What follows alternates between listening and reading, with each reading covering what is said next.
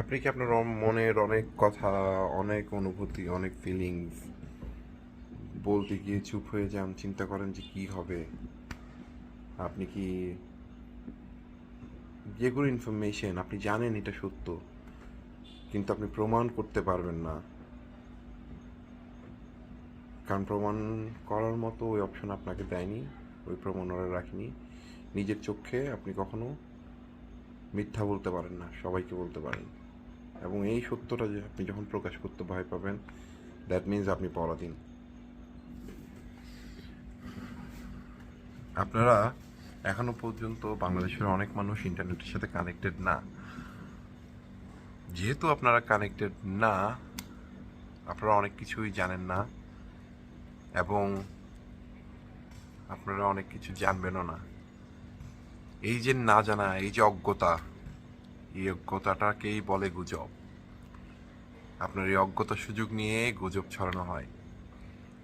আসল গুজব কারা ছড়াচ্ছে এবং গুজব কারা ছড়ায়, এবং বছর পর বছর কারা একই গল্প বিক্রি করতে চায়, এবং তারা যখন মাইনকার চিপায় পড়ে যায় তখন ইমোশন বিক্রি করতে চায়, এটা আপনারা সবাই জানেন। এবং কাদের মধ্যে ন্যূনতম সেন্স অফ হিউমার নাই, যারা প্রতিবাদের ভাষাকে লিটারেল মিনিংয়ে নেয়, এটা কারা এটা আপনারা জানেন।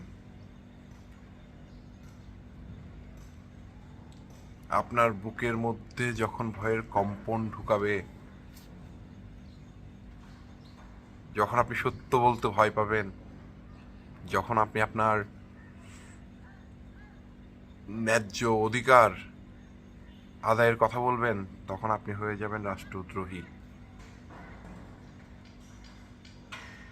এগুলা নিয়ে অনেক কিছু বলার আছে, অনেক কথা বলার আছে। চলেন আমরা গুজবে কান না দিই।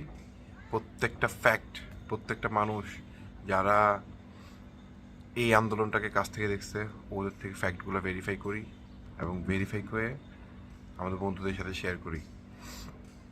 অবশ্যই আপনি কার তথ্য শেয়ার করতেছেন ওইটা আপনার জানতে হবে, এটা কি আসলে ভেরিফাইড, ওদেরকে ট্রাস্ট করা যাবে কি যাবে না। কারণ আপনার বন্ধুই শত্রু, আপনার বন্ধুই গুজব রটায়। কারণ আপনার বন্ধু সবসময় প্রমাণগুলোকে হাইড করে রাখে, এবং